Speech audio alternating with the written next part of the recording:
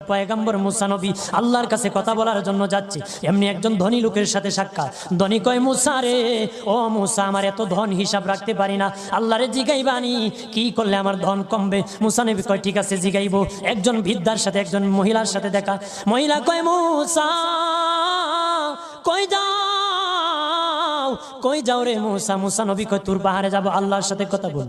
মুসা রে, আল্লাহরে জিগাইবানি, আমি গরিব মানুষ, আমি ভালো কিছু কিনতে পারি না, ছেলে মেয়েকে ভালো কিছু খাওয়াইতে পারি না, ভাঙ্গা ঘর, এত গরিব, ভালো করে ঘর বানাইতে পারি না, আল্লাহরে জিগাইবানি কি করলে আমার উন্নতি হবে, ধনী হব, টাকা পয়সা হবে, আল্লাহরে জিগাইবানি। আল্লাহ মুসা নবী কয়, ঠিক আছে, আল্লাহরে জিগাইব, তুমি কেমনে ধনী হইবা?